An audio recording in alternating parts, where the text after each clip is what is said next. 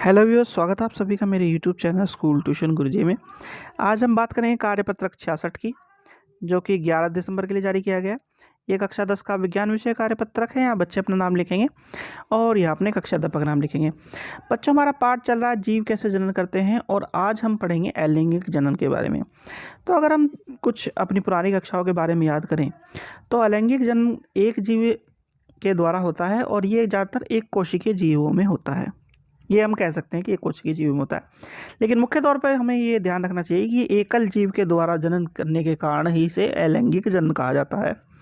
और हमने पिछले कार्यपत्र में पढ़ा भी था कि एकल जीव जो जनन करते हैं वो अलैंगिक जनन के द्वारा करते हैं और दो जीव जब एक साथ मिलकर के जनन करते हैं तो वो लैंगिक जनन कहलाता है बच्चों। तो आज हम पढ़ने जा रहे हैं अलैंगिक जनन के बारे में और उसमें प्रजनन की विधियों के बारे में, यानी कि एकल जीव में अलैंगिक जनन के द्वारा जो प्रजनन होता है उनकी क्या क्या विधियां होती हैं बच्चों।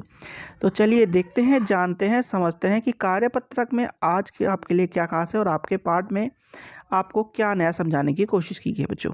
तो चलिए शुरू करते हैं। एकल जीव में प्रजनन की विधियाँ। तो अलैंगिक जनन में क्या कौन कौन सी विधियाँ होती हैं बच्चों?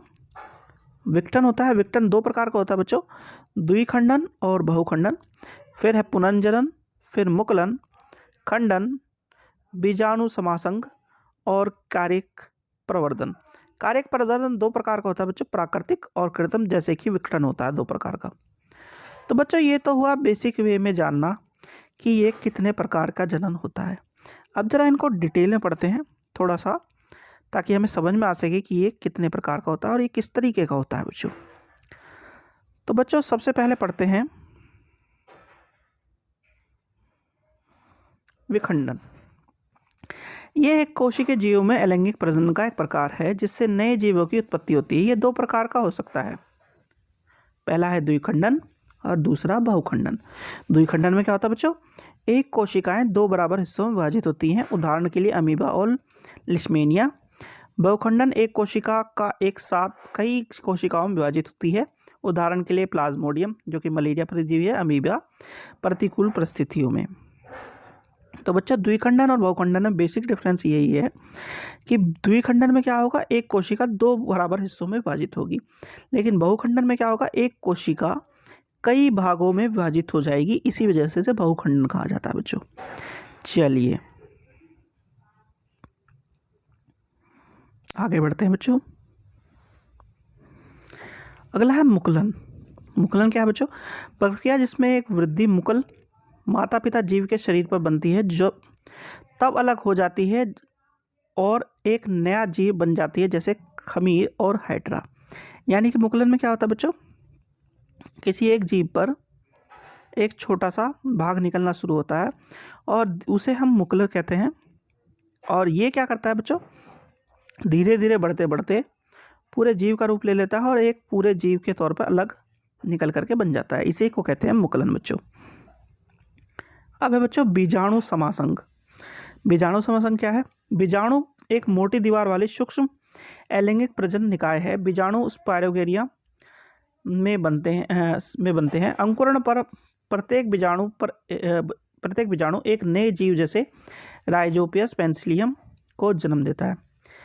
बच्चों इसे एक साधारण शब्दों में समझो कि बीजाणु समसंग में जो बीजाणु होता है उस पर एक मोटी जो दीवार बताई गई है और एक मोटी सी लेयर होती है।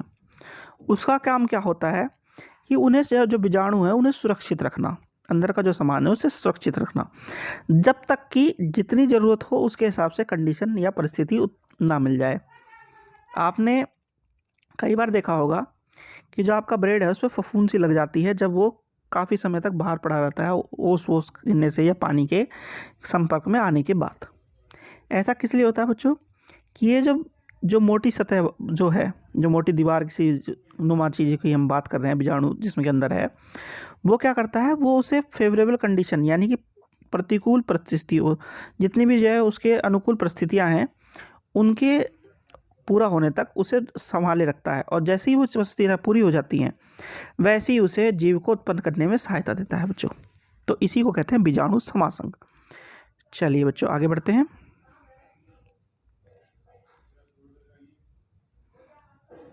आगे बच्चों विघटन। इस प्रक्रिया में जीव दो या अधिक टुकड़ों में टूट जाता है और प्रत्येक टुकड़ा एक वयस्क जीव में विकसित हो जाता है, जैसे स्पायर वगैरह। यानी कि इसमें क्या होता है बच्चों, इसमें जो जीव है वो दो या दो से अधिक टुकड़ों में टूटता है और प्रत्येक जो जीव है वो क्या करता है, एक वयस्क जीव के में विकसित हो जाता है। उदाहरण दिया है बच्चों उसमें स्पायर वगैरह। चलिए आगे बढ़ते हैं बच्चों।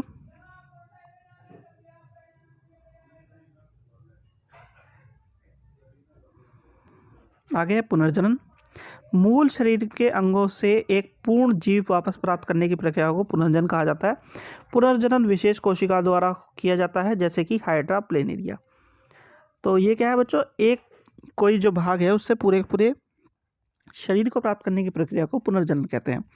अच्छा, एक चीज़ समझ लीजिए बच्चों, ये जो एकल जीव हैं या एक कोशिकीय जीव हैं साधारण जीवों में ही होता है। जो बहुकोशिकीय जीव हैं उनमें ऐसा नहीं हो पाता। उसका कारण ये है कि जो बहुकोशिकीय जीव हैं उनमें जो हर अंग है वो अलग अलग प्रकार की कोशिकाओं से बना होता है और अलग अलग ऊतकों को जोड़ करके एक जो पूरा अंग है वो बन रहा है। तो उसमें जो है आपको देखने को मिलेगा कॉम्प्लेक्सिटी काफ़ी बढ़ जाती है। तो इस कारण से ये पुनर्जनन सिर्फ साधारण जो सामान्य जीव हैं यानी कि एक कोशिकीय जीव या एकल जीव उनमें पाया जाता है, आगे नहीं पाया जाता। चलिए बच्चों आगे देखते हैं। आगे है क्रेक प्रजनन। ये पौधों में प्रजनन की एक अलैंगिक विधि है जिसमें जहां वनस्पति भाग अर्थात जड़, तना और पत्तियां नए पौधों को जन्म देती है। यानी कि वनस्पति के जो भाग है जड़, तना और पत्तियां, इसके द्वारा पूरे पौधे को जन्म दिया जाता है। उदाहरण आप समझ सकते हैं, केले के पौधे, आपके जो गुलाब के पौधे हैं, जैस्मिनी के पौधे हैं, वो उनमें क्या होता है, आप जो तना है उसे लगाते हैं और उससे जो है नया पौधा मिल जाता है। इसका एक दूसरा कारण यह है कि बहुत से जो पौधे हैं या फल हैं उनमें बीज नहीं होता है बच्चों। तो बीज ना होने की स्थिति में हम उन्हें उगाने में असमर्थ हो जाते हैं एक तरह से। लेकिन इसका फ़ायदा ये होता है कि हम जो उनके भाग हैं उनके द्वारा हम उसे पूरे पूरे पौधे को उगा सकते हैं। यही कायिक प्रजनन कहलाता है बच्चों। तो बच्चों ये तो बात हुई आपकी कार्यपत्रक की। अब ज़रा आपके प्रश्नोत्तर देख लेते हैं बच्चों। तो पहला प्रश्न है आपका, द्विखंडन बहुखंडन किस प्रकार भिन्न है। तो द्विखंडन क्या है बच्चों, एक कोशिका का दो भागों में विभाजित होना द्विखंडन और एक कोशिका का बहुत सारी कोशिकाओं में विभाजित हो जाना बहुखंडन। ये दोनों एक सामान्य तौर पे अगर देखा जाए तो इन्हीं दो प्रकार की वजह से, इन्हीं दो कारणों की वजह से भिन्न है बच्चों। प्रश्न नंबर 2 देखते हैं बच्चों। बीजाणु द्वारा जनन से जीव किस प्रकार लाभान्वित होता है। तो बीजाणु द्वारा जनन से, जैसे कि मैंने आपको बताया कि उस पर एक मोटी दीवार नुमा एक जो क्या होती है स्ट्रक्चर होता है। इससे फ़ायदा ये होता है कि जब तक कि अनुकूल परिस्थितियां ना मिल जाए तब तक वो बीजाणु आराम से जीवित रह सकता है और जैसे ही उसे अनुकूल परिस्थितियां मिलेगी वैसे ही वो क्या हो सकता है, पूरे जीव के तौर पे अपना प्रजनन कर सकता है। ऐसी स्थिति के कारण बीजाणु द्वारा जनन जीव लाभान्वित होता है बच्चों। प्रश्न नंबर 3 है, क्या आप कुछ कारण सोच सकते हैं जिससे पता चलता है हो कि जटिल संरचना वाले जीव पुनर्रोधन द्वारा नई स्थिति उत्पन्न नहीं कर सकते। तो बच्चों जैसा कि मैंने अभी आपको बताया कि जो जटिल जीव हैं यानी कि बहुकोशिकीय जीव हैं, एक तरह से जटिल संरचना वाले जीव हैं, उनमें कई सारे प्रकार के उत्तक होते हैं और कई सारे जो अंग हैं वो अलग अलग उत्तकों से मिलकर के बने होते हैं। तो उनका जो स्ट्रक्चर है या संरचना है वो काफ़ी जटिल हो जाती है और इतने बड़े स्ट्रक्चर को यानी कि इतनी बड़ी संरचना को बनाना असंभव सा हो जाता है। तो इसी वजह से ये एक कोशिकीय जीव या एकल जीव में देखने को मिलता है, बहुकोशिकीय जीव या जटिल संरचना वाले जीवों में ऐसा देखने को नहीं मिलता है बच्चों। चलिए बच्चों आगे बढ़ते हैं।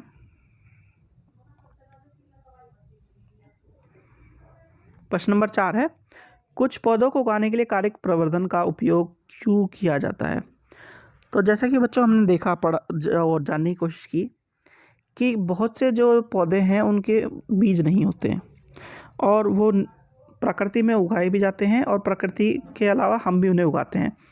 तो उसको क्योंकि हमें बीज नहीं मिल रहा है तो उसे उगाने का तरीका क्या है, जड़, तना और पत्तियों के द्वारा उनको उगाना। इसी वजह से हम इस तरह के पौधों को इस प्रकार से उगाते हैं और यही उपयोग है कारिक प्रवर्धन का। और उसके उदाहरण क्या है बच्चों, जो मैंने बताया, जैसे केले का पौधा है, गुलाब का पौधा है, जैस्मिनी का पौधा है, ये सब इसके उदाहरण हैं बच्चों। तो बच्चों ये हो गई आपकी वर्कशीट कंप्लीट और वीडियो भी। आशा करता हूँ आपको वीडियो अच्छी लगी होगी। अगर वीडियो अच्छी लगी हो तो चैनल को सब्सक्राइब करें, वीडियो को लाइक करें, शेयर करें। Thank you.